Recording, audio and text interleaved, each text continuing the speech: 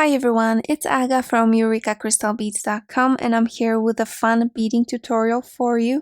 Before I get started, just a quick reminder to check out the rest of our channel, and if you like what you see, hit that subscribe button and the notification bell so you always know when we're posting new content. So in today's video, we're going to be making these earrings. I call them Alpine Sky earrings. Sky because they're blue, and Alpine because they're made with supplies from our latest September 2024 collection, Alpine Vista. I really like this collection, especially because you can get colorways such as this using it, and these earrings that we're going to be making today are quite easy to make, really, and really quick. And they also use some of the beads that I wouldn't say are mainstream, so they're really interesting when it comes to the supplies that we're going to be using. Also, make sure to watch the other tutorial for a very similar design that we launched together with that one. These designs are a little bit similar, I would say, because they go along the same method a little bit, but they're also significantly different in some other ways, so make sure to watch the other one and let us know what you think. So these other earrings are called Alpine Vista, like the collection, and these are Alpine Sky. And let me show you both of them in close-up. So these are the earrings. As I said, I made both of them using the supplies from our September 2024 collection, Alpine Vista. And they are quite similar. I came up with both of the designs at the same time, but there are some significant differences, like this one is more 2D, this one is more 3D, and they use different types of cradle beads, because whereas this uses the cradle beads that have their holes from side to side when you look at them from the flattened side, and this one has the cradle beads whose holes are from front to back, because if you look at them from the flatter side, you can see the holes. So they go from front to back. So these are the beads, these are the cradle beads that you're going to need. Most of the other supplies are similar in between these two earrings, but let me just quickly summarize which supplies are you going to need specifically for the Alpine Sky earring. So in addition to those cradle beads, you're going to need some teacup beads, you're going to need some seed beads, and here I have 6 O's. We're going to be using a lot of them in this one as well. Here I have some 11 O's, they are round 11 O's, and some Demi rounds, also in size 11O. That's it when it comes to beads. When it comes to supplies and tools, you're going to need a needle, and I do recommend size 12 or even 13. Because there's going to be some tricky thread passes. And speaking of thread, I'm going to be using Fireline in the color Crystal, and it's 4-pound Fireline, but 6-pound will be perfect as well. Some scissors to cut off the excess thread, and an earring finding, and I'm using this simple earring finding here because I ran out of the earring pose that were in the collection. These ones will be alright for this pattern as well. I'm just substituting for what I have. Alright, and that's all of the supplies. Let's start beading. Start by putting about half a wingspan of thread on your needle, and we're gonna begin in quite a similar way as with the Alpine Vista earrings, which is 7 times Demi round and cradle bead on your thread. I'm going to slide them down. I'll make a circle with them and go through all of them again.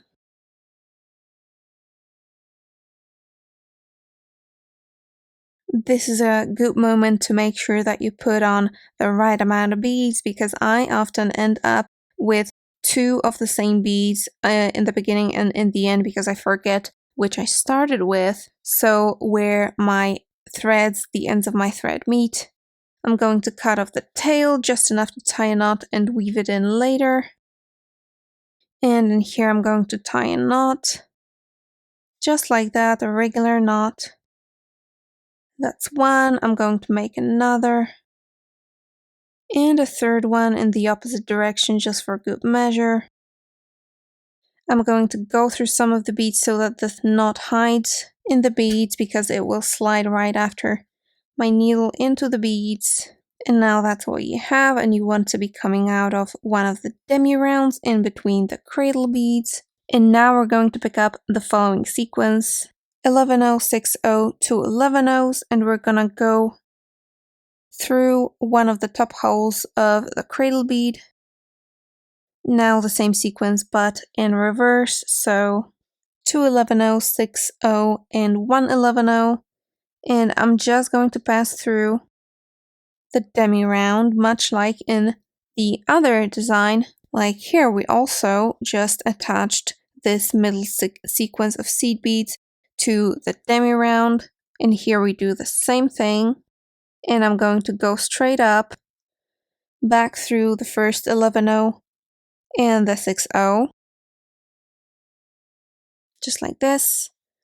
I'll add the 2 remaining 11-0s that will connect the 6-0 to the next cradle bead. And this is what you get. Again, 2 11-0s, 6-0, 1 11-0. Passing through the demi round. And back up through the 11-0 and the 6-0. Adding the 2 11-0s on top, connecting with the next cradle bead. And you just go around repeating the same sequence in between the cradle beads 7 times in total.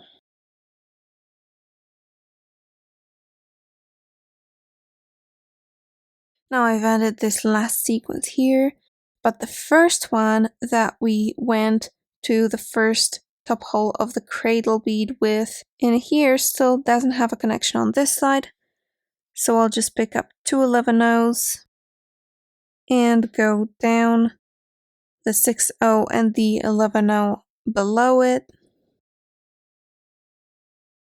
I'll go through the demi round and buck up through the 6-0, and now whichever way you find more comfortable, you go up through the 2 11-0s, and you're going to be adding a sequence of 11-0, 6-0, 11-0 on top of the cradle beads in between the pairs of 11-0s down here. So this is what you get. And now I'm going to pick up a demi round, and I'm going to add this demi round in between the 2 pairs of 11-0s that come out of sort of the 6-0. So the demi round is going to be directly on top of that 6-0 in here. So as you can see, because I'm not sure if I explained it well enough, this demi round is in between this pair of 11-0s here and this one in here. Now it's time to add the 11-0, 6-0, 11-0. I go down the next 2 11-0s in here and add a demi round. Then I pass through the next pair, another sequence of 3 beads. I put them above the cradle bead, and so on all around the design.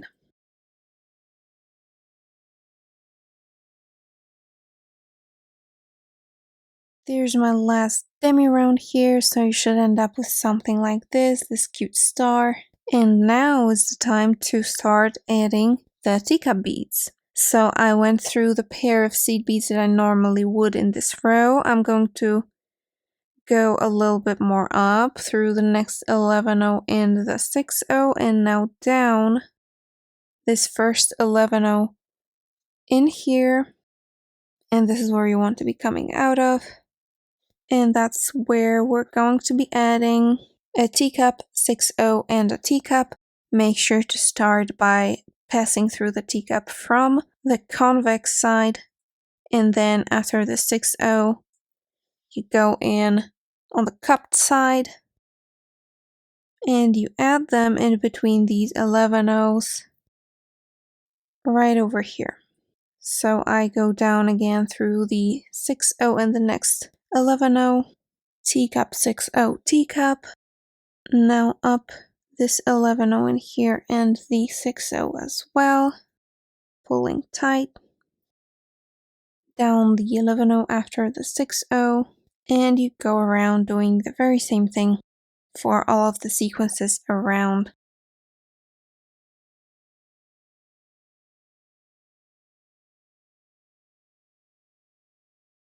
And that's my last sequence in here. And what you can do now, which I am going to do, is go through all of the beads in this sequence again. It might be a little bit of a pain, especially going through the teacup beads, but it's going to help with the overall structure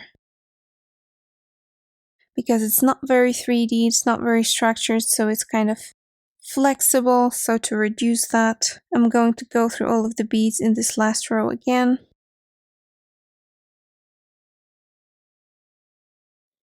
Alright, to finish it off, you want to be coming out of one of the lone 6/0s that are on top of the cradle beads, so not the ones that are surrounded by teacup beads. Although I think that will work as well. Now you can add your earring finding in a regular way, just making a circle with beads or attaching even a wire guard, but I've decided to do something more to add this kind of special segment. So the way you do it, you pick up an 11/0 and then a cradle bead, and then we're gonna go in with an 11/0, 6/0, 11/0, and I'm going to go right back through that cradle bead so that the sequence of 3 beads is kind of outside.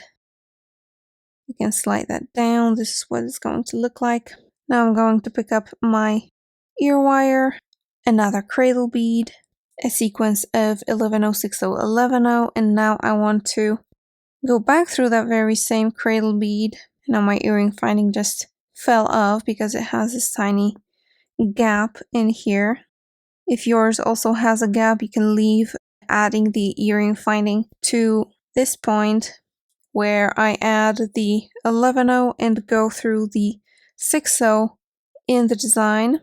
And before I tighten it all up, that's where I add the earring finding in between the cradle beads before I tighten them up around that earring finding, just like this. And that's basically it. So I'm going to go through all of these beads again to tighten them all up, making sure I pull it tight after each sequence of beads. Alright, now 3 times is absolutely enough. I can tie a knot on my thread and weave in the tail. So I just pass under one of the threads that go through the beads, make a loop, go through that loop, pull it tight, and then weave in my tail. Now that tail thread that you have from the beginning, it already has a knot on it that's hidden in the beads, so you can weave it in further or just cut it off because it's already secured. And there. So these are the Alpine Sky earrings. They're super fun to make and quite quick, really. Make sure to check out the other tutorial for this similar pattern with the other kind of cradle beads, the Alpine Vista earrings, also made with the Alpine Vista beads collection. And let us know in the comments which design you like better. All of the supplies that I used here today can be found at EurekaCrystalBeads.com, of course. Thank you so much for watching and see you in the next one. Bye!